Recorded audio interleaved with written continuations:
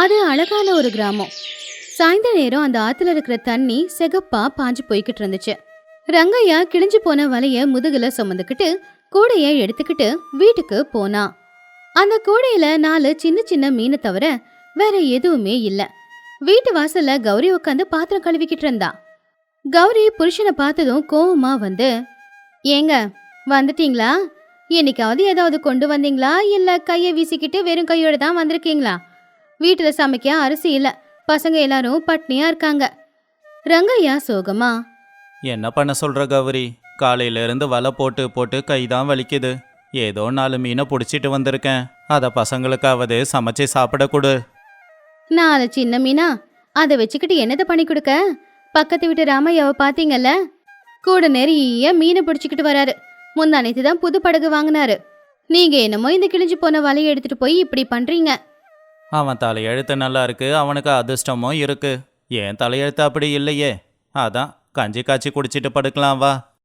இதை எல்லாத்தையும் மரத்துக்கு பின்னாடி நின்னு ராமையா கேட்டுக்கிட்டு தான் இருந்தான். அவன் ரங்கையாவை எப்பவுமே மட்டமா தான் பாப்பான். ராமையா மனசுக்குள்ள, இவன் எப்பவும் இப்படிதான், வேலைக்காகாதவன், கொஞ்சம் கூட அதிர்ஷ்டமே இல்லாதவன். அடுத்த நாள் காலையில ரங்கையா எப்பவும் போலவே வலையை எடுத்துக்கிட்டு ஆத்துக்கு போனான். வலைய ஆத்துல போட்டா மணிக்கணக்கா காத்திருந்தான். வலை அசையவே இல்ல. மதிய நேரமும் ஆச்சு, வெயில கொளுத்திக்கிட்டு இருந்துச்சு. ஆமா தாயே, இன்னைக்கு கூட ஒரு மீனும் கிடைக்கல. தயவு செஞ்சு என் மேல பழிய தீர்த்துக்காதம்மா. வெறும் கையோட போனா கௌரி கொன்னே போட்டுடுவா அப்படின்னு வேண்டிக்கிட்டு கடைசியா வலையை தூக்கி போட்டான். வலையை இழுக்க முயற்சி பண்ணா அது வரவே மாட்டேங்குது. அந்த அளவுக்கு அதுல கனமா ஏதோ மாட்டி இருந்துச்சு. ஐயோ, ஏதோ கனமா மாட்டியிருக்கே. ஏதோ பெரிய மீன் போல. இன்னைக்கு என் தலையெழுத்து மாறப்போகுது. கஷ்டப்பட்டு மொத்த வலையையும் வெளியில இழுத்து பார்த்தா.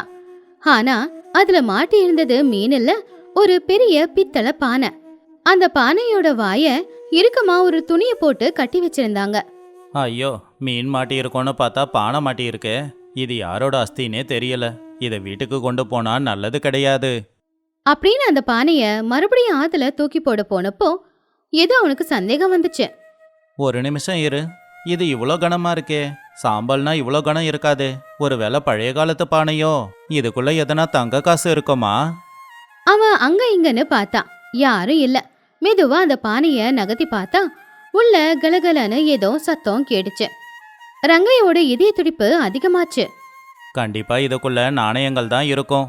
ஆனா இதை எப்படி வீட்டுக்கு கொண்டு போறது? வழியில யாராவது பார்த்துட்டா அது ஆபத்தாயிடுமே. அதுலயும் அந்த பக்கத்து வீட்டு ராமையா பார்வையில படவே கூடாது. அவன் கண்ணில் பட்டுச்சு, அப்புறம் எனக்கு தான் சொந்தம்னு சொல்லுவான். பேசாம இப்போதைக்கு இங்கேயே மணல்ல புதைச்சி வச்சுட்டு ராத்திரி வந்து யாருக்கும் தெரியாம கொண்டு போறேன். அதான் நல்லது. ரங்கையா அந்த பானைய ஆத்தங்கரையோரமா இருக்கிற கிணத்துக்கு பக்கத்துல ஒரு குழி தோண்டி புதைச்சான். அதுக்கு மேல அடையாளத்துக்கு ஒரு பாறையை வச்சுட்டு அதுக்கப்புறம் எதுவும் தெரியாத மாதிரி அவன் வீட்டுக்கு கிளம்பிட்டான். ஆனா ரங்கையாவுக்கு தெரியாத விஷயம் என்னன்னா, வலையில பானை மாட்டினது, அத ரங்கையா பள்ளம் தோண்டி புதைச்சது, அடையாளத்துக்கு கல்லு வச்சது, இது எல்லாத்தையுமே மரத்துக்கு பின்னாடி நின்னு ராமையா பாத்துக்கிட்டு தான் இருந்தான். அடடா, இந்த ரங்கையாவுக்கு ஏதோ புதையல் கிடைச்சிருக்கு போல. அதை இங்க தான் புதைச்சி வச்சுட்டு போறான். போகட்டும், அவன் போனதும் அந்த புதையல நான் எடுத்துக்கிறேன். இன்னொரு பக்கம் ரங்கையா வீட்டுக்கு போனதும் கதவை சாத்தி ரகசியமா கௌரி கிட்ட போய் காதுல அந்த விஷயத்த சொன்னான். கௌரி, இங்க வாயேன். இன்னைக்கு ஆத்துல எனக்கு ஒரு புதையல் கிடைச்சிருக்கு. அதுக்குள்ள தங்க காசு இருக்கு போல. அதை புதைச்சிட்டு வந்திருக்கேன். ராத்திரி போய் கொண்டு வரணும். உண்மையாவா? அட கடவுளே, ஏன் கொண்டு வரல? யாராவது பாப்பாங்கண்ணா? அதனால தான் இப்ப கொண்டு வரல. ராமையா பார்த்தா பாதி பங்கு கேட்பான். ராத்திரி போய் கொண்டு வரேன். ஆனா அங்க ஆத்தங்கரையோரமா ரங்கையா போனதுக்கு அப்புறம் மரத்துக்கு பின்னாடி நின்னிருந்த ராமையா வெளியில வந்தான். ரங்கையா அடையாளத்துக்கு வச்சிருந்த பாறையை தூக்கி உடனே பள்ளத்தை தோண்டி உள்ள அவன் புதைச்சி வச்சிருந்த அந்த பித்தளை பானைய வெளியில எடுத்துட்டான். அட, என்ன இது இவ்வளோ கனமா இருக்கு? இதுக்குள்ள நிறைய தங்க காசு இருக்கும் போல. ராமையாவுக்கு அறிவே இல்லை. அதான் இது எனக்கு கிடைச்சிருக்கு. ராமையா அந்த பானையை எடுத்துக்கிட்டு யாருக்கும் தெரியாம திருட்டுத்தனமா அத வீட்டுக்குள்ள கொண்டு வந்து வச்சுட்டான். லக்ஷ்மி, சாமிக்கு விளக்கேத்தி வையி, நமக்கு நல்ல நேரம் வந்திருக்கு.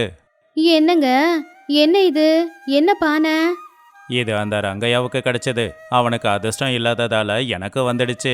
முதல்ல போய் கடப்பாரிய கொண்டு வா, இதை உடைச்சு பார்க்கணும். லக்ஷ்மி ஆசையா கடப்பாறையை எடுத்துட்டு வந்தா. ராமையா அந்த கடப்பாறை வச்சு அந்த பானையோட மூடியை திறந்தான். மூடியும் திறந்துக்குச்சு. ராமையா ஆசையா என்ன இருக்குன்னு கைவிட்டு பார்க்க போனான். ஆனா அதுக்குள்ள அந்த பானை அசைஞ்சது. புசு புசுன்னு சத்தம் ஏதோ வந்துச்சு. அந்த பானைக்குள்ள இருந்து மெதுவா கருப்பா இருக்கிற கருந்தேளு, பாம்பு எல்லாம் வெளியில வர ஆரம்பிச்சுது. அத பார்த்து ராமையா பயந்தே போயிட்டான். ஐயோ கடவுளே, என்ன இது? தேளு, பாம்பு. ஏங்க, என்னங்க இது? வீடு முழுக்க கருந்தேளு வந்துருச்சுங்க. ராமையா ரொம்பவும் கோவமா, டே ரங்கையா, அப்படின்னா என்ன பார்த்துட்டு தான் இதுல தேளையும் பாம்பையும் போட்டு புதைச்சி வச்சுட்டு போனியா? என்ன பழிவாங்க இப்படி பண்ணிட்டல்ல, உன்னை என்ன பண்றேன்னு பாரு.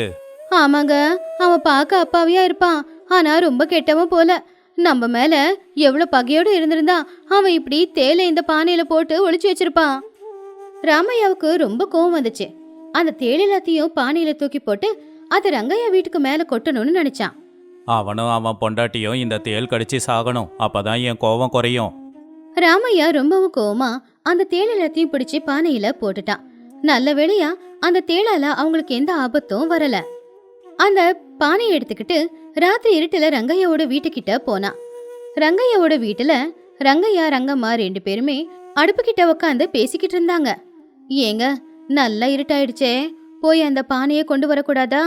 வேணாம் கௌரி, எனக்கு பயமா இருக்கு, ஏதோ தப்பு நடக்கும்னு தோணுது. சரியா அப்பதான் வீட்டு கூரை மேல யாரோ நடக்கிற மாதிரி சத்தம் அவங்களுக்கு கேட்டுச்சு. ராமையா ரங்கையாவோட வீட்டு கூரை மேல ஏறினான். அந்த காலத்துல வீட்டுல சமைக்கும் போது புகை போறதுக்காக ஒரு கூண்டு வைப்பாங்க. அவன் அந்த கூண்டு கிட்ட போனான். அப்ப ராமையா அவனுடைய மனசுக்குள்ள, டே ரங்கையா, என்னையே கொல்ல பார்த்தல்ல, இப்ப இந்த தேள் கடிச்சு நீ தான் சாக போற. அப்படி அந்த பானைய அந்த கூண்டு வழியா தலைகீழா போட்டு அதுல இருக்கிறது எல்லாத்தையுமே கீழே கொட்டினான். வீட்டுல இருக்கிற ரங்கையா ரங்கம்மா மேல இருந்து ஏதோ கொட்டும் போது அந்த சத்தத்தை கேட்டு பயந்துட்டாங்க. ஐயோ, என்னங்க இது? மேல இருந்து ஏதாவது கல்லு விடுதா? கௌரி, கொஞ்சம் அமைதியா இரு. ஆச்சரியம் என்னன்னா, மேல இருந்து கீழே விழுந்தது பாம்பும் இல்ல, தேளும் இல்ல. கலகலன்னு சத்தத்தோட பளபளன்னு ஜொலிச்சுக்கிட்டு தங்க காசு, அதுவும் ஆயிரக்கணக்குல தங்க காசு கொட்டுச்சு. என்னங்க இது கல்லு இல்லைங்க, தங்கம். ஐயோ, சுத்தமான தங்கம். உண்மைதான், இதெல்லாம் தங்க காசு தான். கடவுளே, என்ன இது? ஆகாயத்துல இருந்து இவ்ளோ தங்க காசு கொட்டுதா? ரங்கையா ரங்கம்மா சந்தோஷமா அங்க இருக்கிற தங்க நாணயத்தை எல்லாத்தையுமே பொறுக்கிக்கிட்டு இருந்தாங்க. அப்பனே முருகா, எல்லாம் உன் கருணப்பா அப்படின்னு கத்தனா. இது எல்லாத்தையுமே கேட்டுக்கிட்டு இருந்த மேல நின்னுக்கிட்டு இருந்த ராமையாவுக்கு ரொம்ப ஆச்சரியமா இருந்துச்சு. என்ன இது, இவங்க அழாம சிரிக்கிறாங்க, தங்கம் தங்கம்னு வேற சொல்றாங்க. அவன் அந்த கூண்டுல இருந்து தொங்கி பார்த்தான். அப்படி பார்த்தவனுக்கு அந்த கூண்டுல இருந்து தங்க காசு வெளியில கொட்டுறது தெரிஞ்சது. அத பார்த்து அவனுக்கு ஒண்ணுமே புரியல. அவன் ரொம்பவும் குழப்பத்துல இருந்தான். ஐயோ ஐயோ, நான் பானைய திறக்கும் போது எல்லாம் பாம்பும் தேளுமா இருந்துச்சு, இப்ப அதெல்லாம் தங்க காசா எப்படி மாறுச்சு? ரங்கையாவுக்கு அதிர்ஷ்டம் தான் போல. ராமையாவுக்கு விஷயம் புரிஞ்சிடுச்சு. அவன் மனசுக்குள்ள பேராசை, பொறாம, கெட்ட எண்ணம், சுயநலம் எல்லாமே இருந்ததுனாலதான் அவனுக்கு தேளும் பாம்பு வந்துச்சு. ஆனா ரங்கையா மனசளவுல ரொம்பவும் நல்லவன். அதனாலதான் அந்த பானையில இருந்து அவனுக்கு தங்கமா கொட்டுச்சு. நான் என் காலாலேயே என் அதிர்ஷ்டத்தை எட்டி உதைச்சிட்டான் போல. இந்த திருடி கொண்டு வந்ததும் நான் தான், இப்ப திருப்பி கொடுத்ததும் நான் தான். எல்லாம் என் கெட்ட நேரம். ராமையா அவமானப்பட்டு வெக்கப்பட்டு அங்கிருந்து போயிட்டான். அடுத்த நாள் காலையில ஊஜனங்க எல்லாருமே ரங்கையோட வீட்டு வாசல்ல நின்னாங்க. இப்ப ரங்கையா பணக்காரன், ஆனா அந்த திமிரு கொஞ்சம் கூட அவன்கிட்ட இல்ல. ஏங்க, இந்த தங்கம் எப்படி கொட்டுச்சு? நேத்து ராமையா நம்ம வீட்டு கூரை மேல என்ன பண்ணிக்கிட்டு இருந்தாரு? கௌரி, அன்னைக்கு நான் அந்த புதையில புதைச்சி வச்சேன்ல, அதை ராமையா பார்த்துருப்பான் போல. அவன் அதை எடுத்துக்கலான்னு நினைச்சிருப்பான். ஆனா அவன் கெட்ட எண்ணத்தால எல்லாம் தப்பா தெரிஞ்சிருக்கும். அதான் அவன் எடுத்துட்டு வந்து நம்ம வீட்டுல கொட்டியிருக்கான். ஆனா கடவுள் நமக்கு நன்மையை தான் பண்ணியிருக்காரு. கெட்ட எண்ணம் இருக்கிறவங்களுக்கு தான் கெட்டது தெரியும்னு பெரியவங்க சொல்லுவாங்க. அது உண்மைதான் போல. ரங்கையா அந்த தங்கத்துல கொஞ்சம் பகுதிய ஊரோட நல்ல வேலைகளுக்காக கொடுத்தான். ராமையா மட்டும் அவன் செஞ்ச தப்ப தெரிஞ்சுக்கிட்டு தலை குனிஞ்சி ரங்கையா கிட்ட மன்னிப்பு கேட்கறதுக்காக வந்திருந்தான்.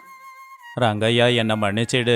என் பேராச குணம்தான் இன்னைக்கு எனக்கு ஒரு பாடத்தை கத்து கொடுத்துருக்கு. ரங்கையா சிரிச்சுக்கிட்டே ராமையாவை மன்னிச்சு அவனுக்கும் கொஞ்சம் தங்க காசை கொடுத்தான். இந்த கதையில இருக்கிற நீதி என்னன்னா, பொறாம, சுயநலம், கெட்ட எண்ணம் இருக்கிறவங்களுக்கு தங்கமும் தேளா மாறும். நல்ல குணம் இருக்கிறவங்களுக்கு தேளும் கூட தங்கமா மாறும்.